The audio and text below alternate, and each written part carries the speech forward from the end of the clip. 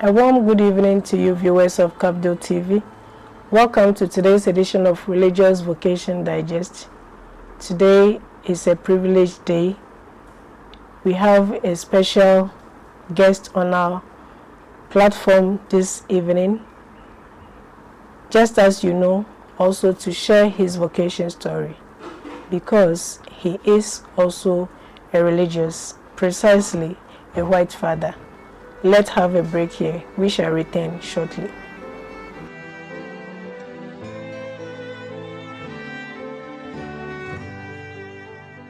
I am Father Charles Sawadogo, a member of the Society of the Missionaries of Africa, living in Tamale. I recommend you our society, this beautiful society made of brothers and priests. We were founded by the late Cardinal Charles Lovejoy in 1868, and we are sent to the African world and to wherever our charism is needed to preach the good news. And we invite you, especially the young men who desire to join us, not to fear, to contact us, for us to help them, to train them, to help them, to prepare them to answer to that call. And those who wish to contact us, we have a line,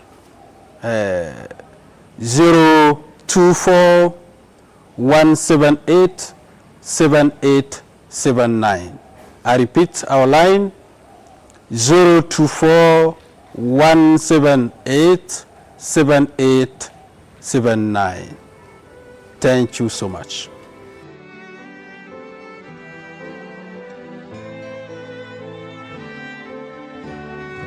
You're welcome back. I am Sister Marian, your host, and you're watching Religious Vocation Digest on Cafdil TV.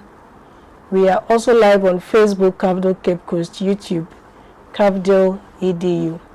Remember to share the link with friends and family, especially those aspiring the consecrated life.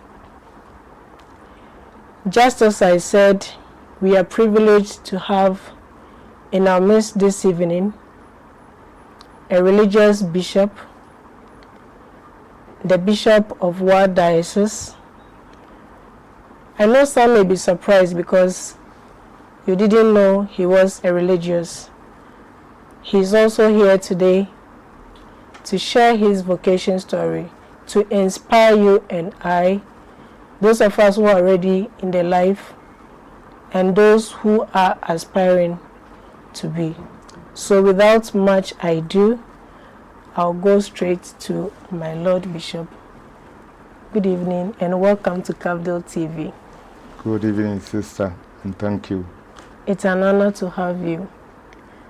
Thank I know you. your schedules are very tight, but then you accepted our invitation, and then we have come to your home to do this discussion.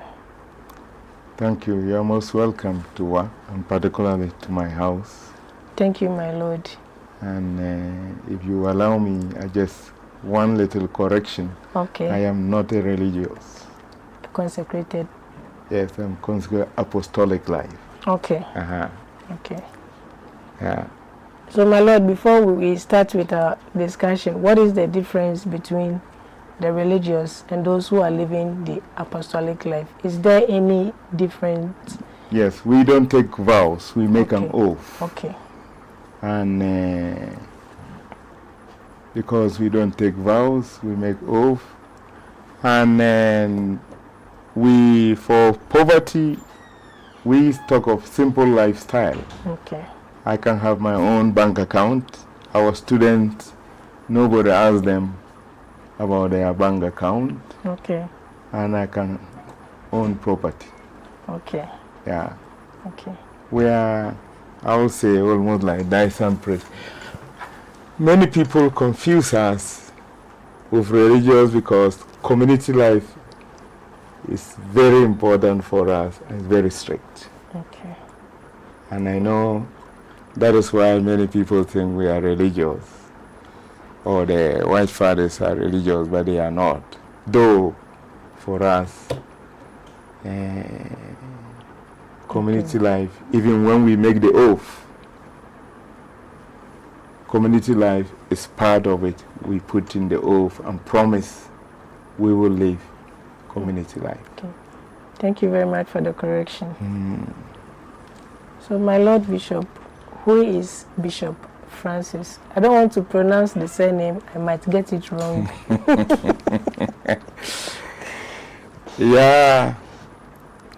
And Francis, yes, I'm Francis Bomansaan. Bomansaan. And then I come from this diocese. I come from a little village north of Wa called Cafdil. And I was born there, went to primary school there. I come from, my father died when I was quite young. My father died in 1974. Okay. And we are 6, brought up by my mom. And I attended minor seminary here, St. Francis Xavier Minor Seminary, where I did my O-levels. Then after that, I went to Nandon Secondary School for my A-levels. Nandon Secondary School, that was run that time by the FIC brothers. Okay. And from there, I went to St. Victor's Seminary for the Missionaries of Africa. That time, the Missionaries of Africa did not have their own formation house. So we were together with the Diocese Press and the SVDs there. But then we had our own little program as Missionary of Africa candidates from time to time, not always. And after 2 years of philosophy, then I left for my novitiate in Zambia. Okay. And then afterwards, after my novitiate, I went to Tanzania for 2 years of pastoral training in the language of the Missionaries of Africa. We say stage. So after 2 years of stage, I was appointed to London for my theology in the Missionary Institute. So I did my theology in London. Then came back home for ordination in 91. After my ordination, I was sent back to Tanzania. I was fortunate I went back to the same diocese. It's not normal. So I considered myself blessed. And then, unfortunately, I didn't stay long in the parish, which was my passion. My passion has always been parish work. But I stayed there for only 2.5 years. And the General Council asked me to go for some studies in England, and from there to Poland to join our formation house there. So I was in Poland in the formation house and also helping with vocation animation there. So after that, after 4 years there, I went to Dublin in Ireland for a course on leadership and more on formation. So from there, and the Ghana, Nigeria province asked for me for vocations work in Ghana. So I came back, did vocations work for 4 years. After that, the General Council asked for me again to London, our theology college, to be a formator there and to be the Beza. So I was there. And after a while, the society had decided slowly to close down the house in London. Okay. And I was appointed to go to the novitiate in Zambia, where I attended. After 3 weeks of receiving that appointment, I got a call from the Superior General again, telling me I have been appointed to be provincial for Ghana, Nigeria. So, and he told me the first appointment is nullified. So this is what is standing. So I had to come back to Ghana, and I was provincial here for Ghana, Nigeria for 2 terms, 3. And after I had finished with that, I asked for a sabbatical, and I wanted to do a sabbatical in something I like, and that is accompaniment in the area of psycho-spirituality. So I went to Chicago. I did a program there, and then combined with that human sexuality. And when I finished, the White Fire were hoping to go back to the parish. Then the General Council sent me back to the novitiate where I couldn't go. So I went to the novitiate in Zambia as a novice master for 7 years there. Then after that, I went back. I asked to go back to Chicago. I wanted to deepen something on accompany people with addictions. Okay. So I went back there and did something on that. Then the General Council asked me to go to help start a house in Kenya to accompany priests and religious who have challenges in their ministry in terms of addiction and coming out of it, to help them stand on their feet and get back to ministry. Okay. So I was there. I hardly settled down. Barely 2 years then, we had a general chapter, and I would say against my will, because I resisted to go there. And then I had to go to the general chapter in Rome. And in Rome, I got caught up there. I got caught up on the General Council as the first Superior General, or the Deputy Superior General. And then I was also settling in there. Then the Vatican or the church or whoever caught me, and I find myself here. Wow. So that has been my journey. Yeah. And to say, actually, the only time I have really ministered in an area that I really chose was my 2.5 years in the parish. Formation I can't go into that formation. I know it was not my cup of tea. But later on, for me, when I saw that young people were being helped, I liked it, because accompaniment is something I liked. And so I found the years in formation, more or less. I spent most of my life in formation. I found those years very useful. Those years helped me personally to grow, to deepen my own faith, and I would say to own my vocation and appreciate it. And that is the gift I received from these young people by being a formator.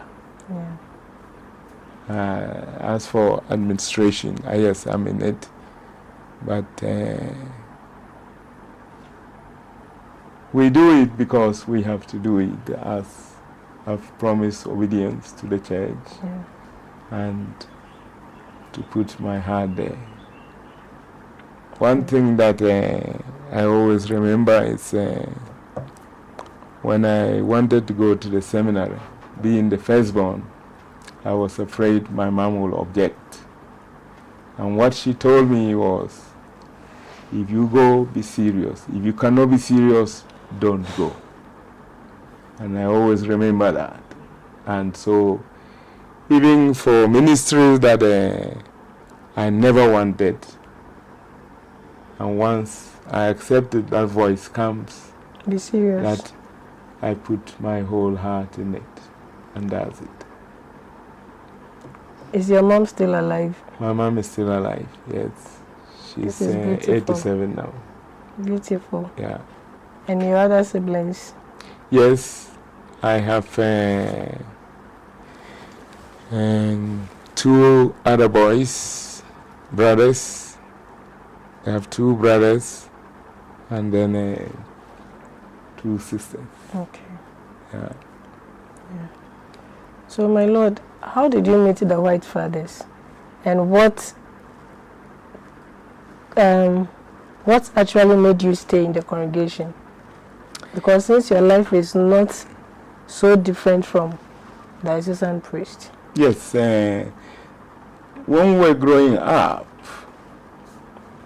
in my village, I knew the White Fathers. As a child, they were the ones there, and some of them were friends to my mom and dad. They used to come to the house. And my house is a stone throw to the mission house. Okay.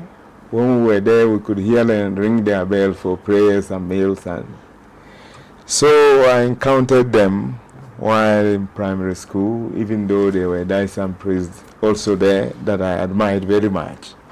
And in the minor seminary here, our rector was a White Father, and there were others who were teaching us. But there are a lot of diocesan priests I admired. And I think what made me make the choice was just the fact of sharing my faith with other people who did not know much about Christ. And then I was a Legion of Mary member, and my mother was when I was a child. So I used to go with her for their meetings. And what attracted me was at the end of every meeting, they had this allocution. And they will go to visit people in the houses, in hospital, and then people who were not even Catholics or Christian. They went to. I was touched by that. I couldn't articulate that, but I was touched. And in Xavier studying geography, I read about tribes in Congo, like the pygmies in the forest and that. And I felt attracted to go there, to share, to talk about Christ with them, though I didn't know what that implied. Yeah. And so the model I had for going there was one or the other white father I met in my life, and the proximity to the people, and I wanted that. There were also a lot of Dyson priests who were very close to the people. So if you ask me why I went there, for me, it's that thing of sharing my faith. And there were and in this diocese there are still other areas. So when I look at that, I always say, probably it was just the Lord pushing me there. Because there were areas in this diocese, and there are still areas in this diocese where the faith is not strong. So, and when I went, what made me to stay, for me, is that life of fraternity and community life. You know, community life, it has not always been easy from what I experienced, and yet it has helped me a lot. And I will never choose any other life if there's no community life. What I'm living here is not my choice. If I have a choice, I will not live. Yeah. I've even told the General Council that no, I do not choose to live alone. And so that fraternity, I have experienced a lot of fraternity among the white fathers. Personally, I've received that. And I've felt supported throughout. So if you ask me why I stayed, that's it. So now that you don't live in community, or you are not in or affiliated to any community of the white fathers? No, I am. You are? Yes, there's the community in Wahi, I'm affiliated to them. But you are not part of them? Yes, from time to time I go there, and from other times I invite them here. But daily, no. Yes. This is your community? This is my one-man community. So are you still a white father? In a way, yes. They have not chased me away. And I'm still counted as a white father, but canonically or under church rules, I'm not under the authority of the province. Yeah. Do you really miss your conference? Very much. And how does that make you feel? And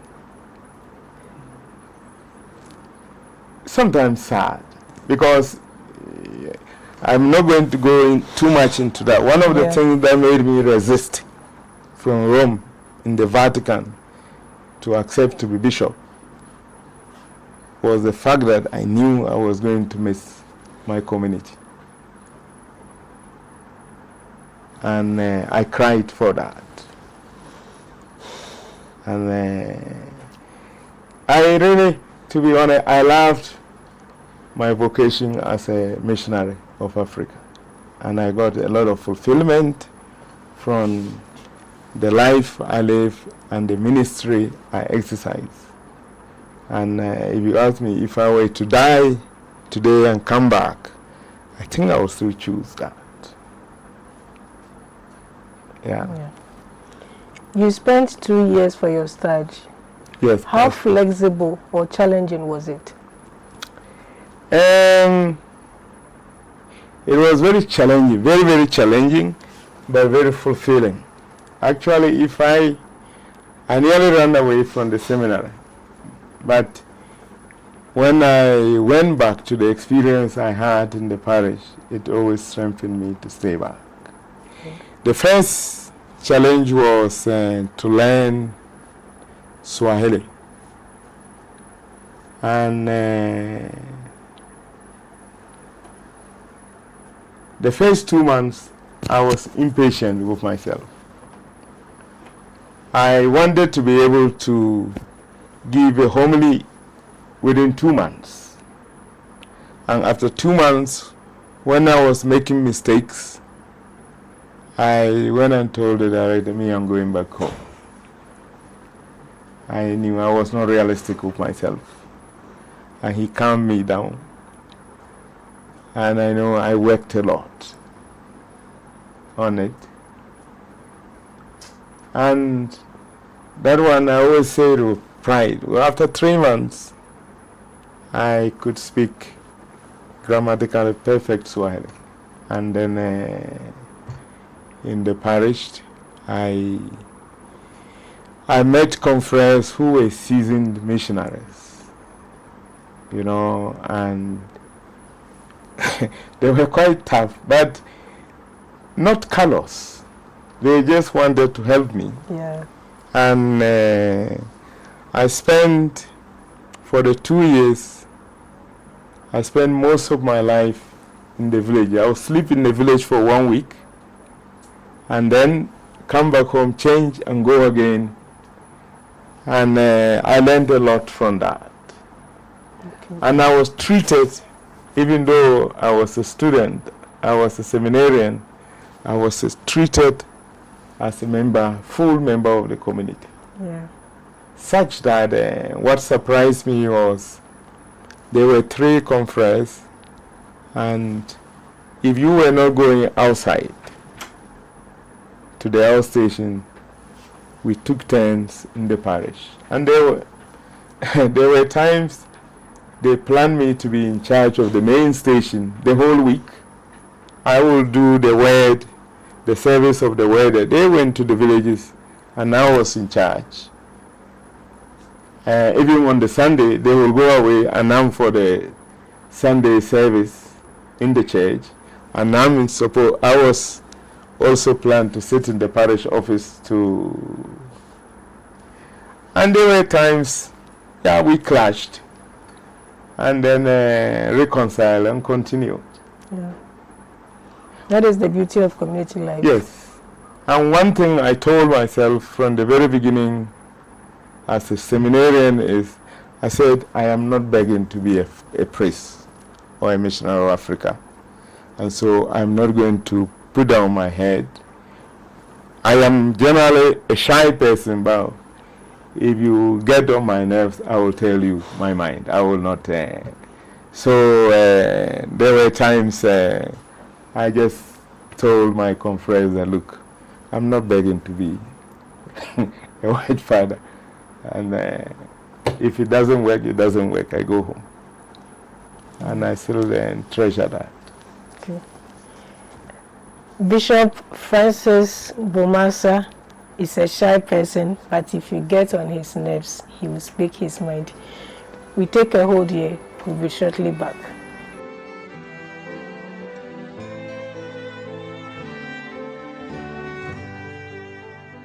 I am Father Charles Sawadogo, a member of the Society of the Missionaries of Africa, living in Tamale. I recommend you our society, this beautiful society made of brothers and priests. We were founded by the late Cardinal Charles Lovejoy in 1868, and we are sent to the African world and to wherever our charism is needed to preach the good news. And we invite you, especially the young men who desire to join us, not to fear, to contact us, for us to help them, to train them, to help them, to prepare them to answer to that call. And those who wish to contact us, we have a line, 024 178 7879. I repeat our line, 024 178 7879. Thank you so much.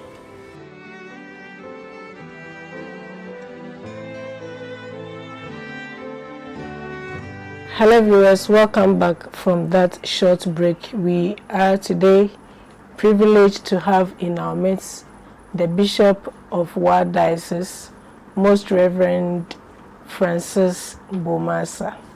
He has already started sharing his vocation story or journey with us. So we continue from where we left. My Lord, you served as parish priest in Tanzania. No, I was not parish priest. I was a curate. Okay. Yeah. A provincial superior. Yeah. Vocations animator. A formator. And a bezer. And a bezer. And a novice master. Do you see these as ways God was using to prepare you for your current position?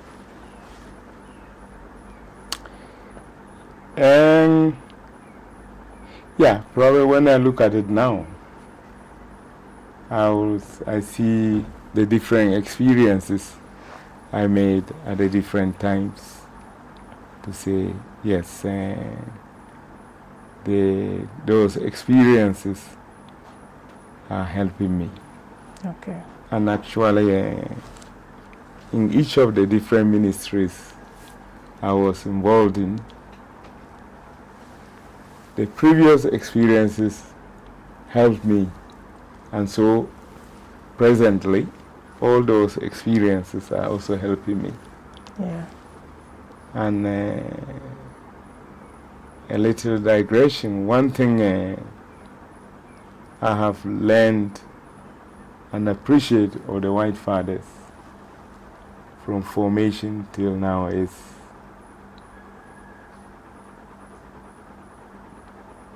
we have been formed to be able to express yourself. Okay. And that is one thing I told you that even as a student, I spoke my mind. That is the beauty I liked about the formation we got. Yeah. You could tell your rector, I don't agree, get lost. And you know that.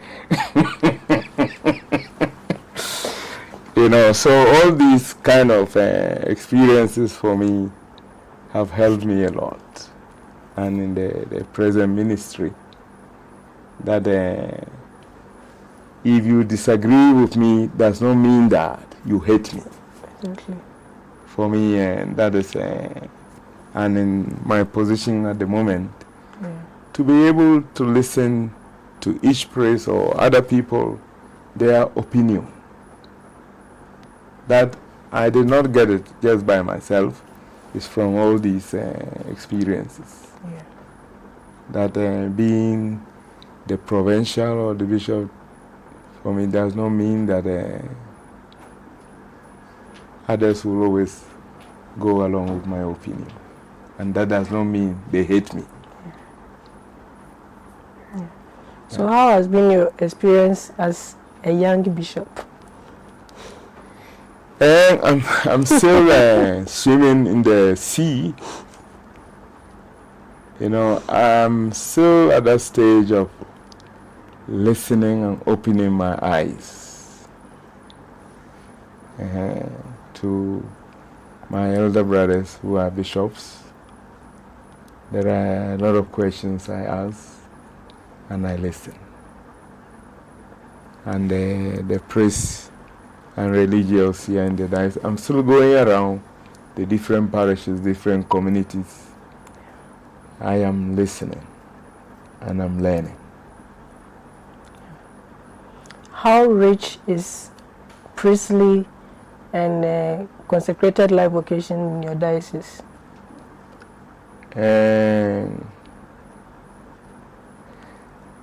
I would say to some extent it's quite rich, because we have a number of religious groups here, and then blended with the diocesan priests,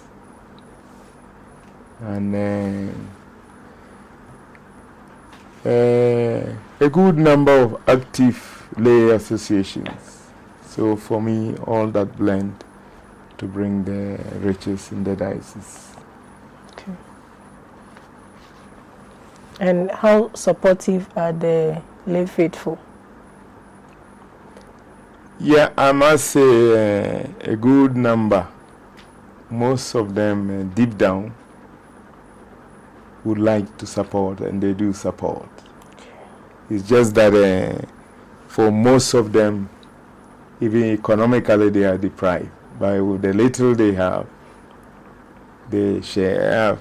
I've gone around a number of parishes, and sometimes, from the very beginning till now, I feel quite humble with the gesture and the generosity of people. And I do believe if they had more, they will give more. And people are generous with what they have, and that I appreciate very much. Yeah. Yeah. In your experience as a missionary or a consecrated person, at what point do you think one would leave his or her religious vocation? At what point? Can one resign, so to say? I have actually accompanied people who left. Okay. I think when the religious is no longer finding meaning in this life, and he or she remains open for accompaniment, has been accompanied, there's discernment, and he or she sees that no, there's no longer meaning for me, and that God is redirecting him or her to a different way of life. Now, when you speak to some formators, it has been realized that the trend of formatees we have today is different from yesterday. Mm-hmm.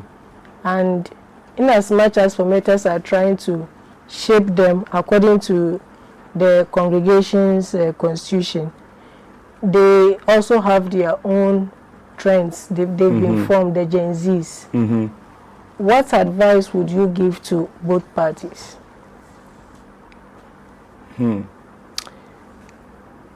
see, the question to ask is,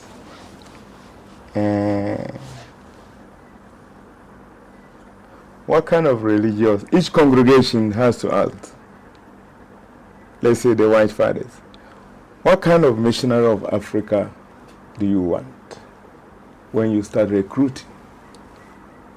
And you become open to the young people what you are looking for. Yeah.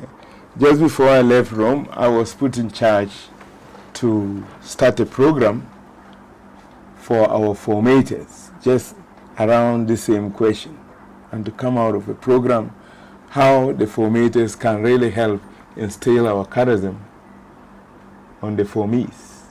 And that's one of the things. Are we presenting ourselves as priests or as missionaries? And I've always believed that as a vocation director, as a missionary of Africa, I don't present myself as a priest.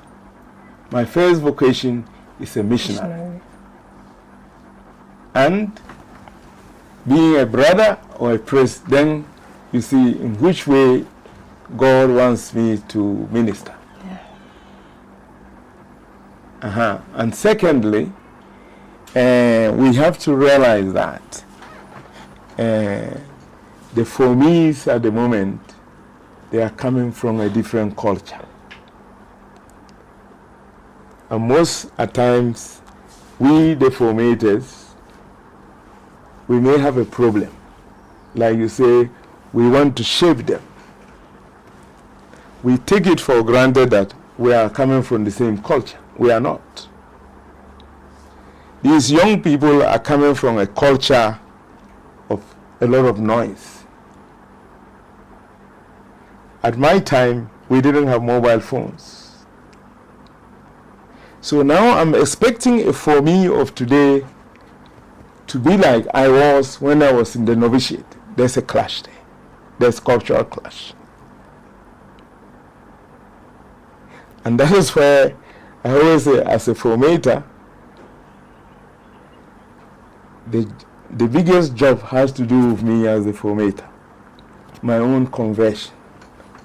Am I open to reflect, to see the way I'm accompanying the guy? Am I rather blocking him or her in growth, or I'm allowing growth? And one of the first things is for us these days, is to acknowledge that they are coming from a different culture.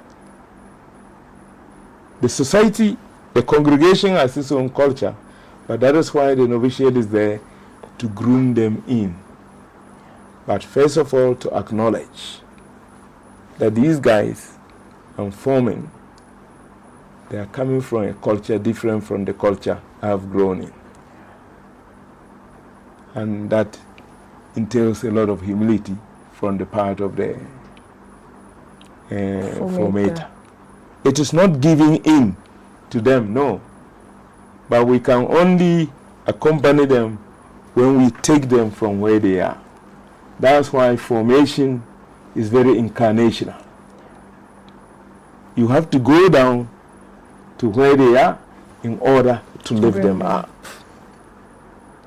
If we don't look at it that way, it is very difficult to help them. Because for me, the fear they have is being able to meet themselves, confront themselves. And that's why they don't like silence. But it is part of our job as formators to help them to be able to see themselves as they are, meet themselves as they are. And that's where the challenge is. When I was in charge of the novitiate, there were 2 days a week was pure silence. At the beginning it was difficult for them. And no phone, and they struggled. At the end of the novitiate, they appreciated that. And they longed for it. The society at one point were always saying, the novice masters, we should take the phones from them. I know the French novitiates did that. I refused. And I told the General Council, if I have to take the phones, I'm nearer to resign. Because for me, from my conviction, it's not formation. Because how much is a phone? He can give me one phone and keep another one. He has appeased his conscience. It's to help them to know why they don't have to use the phone. And constantly they are reflecting. If they are cheating in using the phone, you help them reflect on that. What is the life they are building for the future? Yeah. And that is because some of them came to me and said, oh, but in our room we will have the temptation. And my response was, the novitiate is only 10 months. When you are ordained, are you going to hand over your temptation to the provincial? No. So you have to learn now to live how to handle your temptation. You are not going to hand over your temptation to anybody.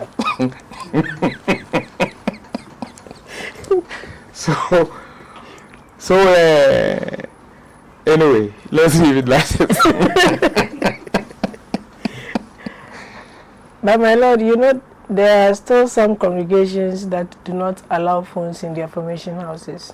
But just as you said, the formatees or formees, they know how to maneuver. Yes. You cannot.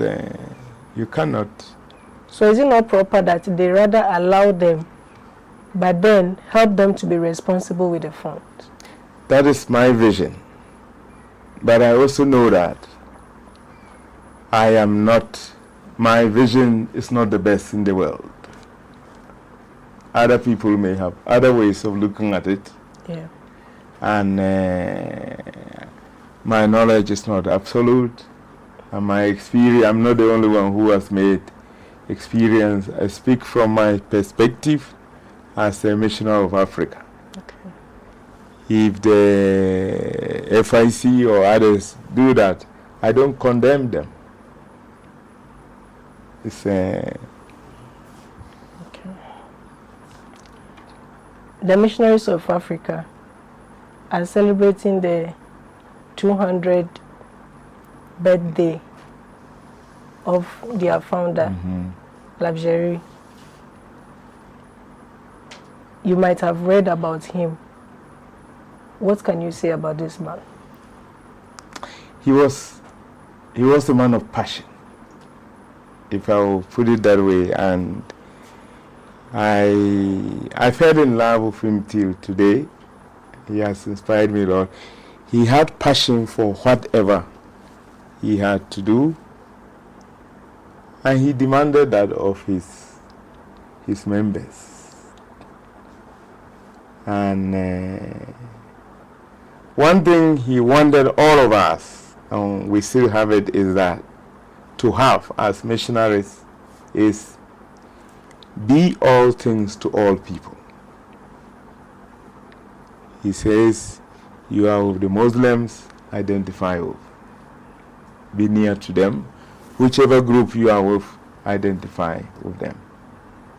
Such that, and that is why he insisted that there are two things he insisted very much, and he could sack you. He said it's an international, intercultural society, and he used to say, if he sees two French men walking together 3 times, he said, you don't have the vocation to be in this congregation, go. And learning languages and culture, he said, you go to Africa, you have to. And for me, these are some of the, if you want, the legacies he has left for us. His passion for humanity, his passion for Christ, and which he tried to share with us until today. That is it. Okay. So what message do you have for your conference? For my conference, I will say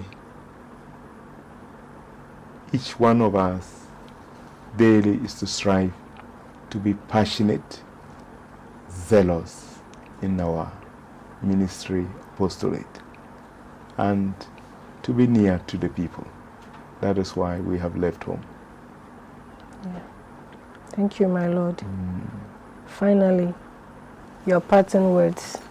My parting words will be that since you are religious, and this whole thing is to help young people, I think the young people are looking on to us to see what is the passion we have. The passion we have about our vocation and the ministry, the different ministries we are involved in. I think for me that is the challenge, that as consecrated people and religious, that is the challenge before us, to continue to find ways of remaining passionate and zealous about the way of life we have chosen. And when I say that, I always like, a few days ago I said, I borrowed the words of Mother Teresa. Me, I always say, our life is not about eloquence or being perfect. It's being charitable and committed. I think that is what, if we want to influence the young people, they are looking at that. Thank you, my Lord. Just as you know, we came from Cape Coast, from the Cardinals Foundation for Distance Learning by Cardinal Texan. It's an educational foundation. We also have the TV station. And as part of our evangelization ministry, we do what we call the Religious Vocation Digest. And also, we, even as we move out of Cape Coast for the same purpose, we try to let people know about us. So we brought something small. It's actually a souvenir from Cafdil, so that when you hang it or anytime you make use of them, you say a prayer for us also. So this is something small from Cafdil TV. Yes. Thank you very much. I'm very grateful. Yes. And my sincere gratitude to Cafdil TV, but more specifically to you and your crew here.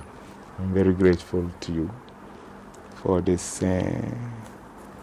time we have spent together. I'm always passionate to talk about my vocation, particularly my missionary life out there. Yeah. So thank you. Words cannot express our gratitude to you for accepting to do this for us. You are actually the first bishop to appear or to come on this platform to talk about vocation and formation at large, and also sharing your vocation journey with us. I believe that many people have been inspired by what you have shared, where at certain points in formation you actually wanted to leave, but then from what your mother said, you stayed, and today this is how far God has brought you. And I'm glad that your mother is still alive to see you today, that you never disappointed the family. May God continue to bless you and strengthen you in your new apostolate. Thank you. Thank you. Yeah. So viewers, we come to the conclusion of our discussion or conversation with the Bishop of Wa Diocese, Most Reverend Francis Bomansaan. Yeah. So let's do this once again next week. Until then, good evening.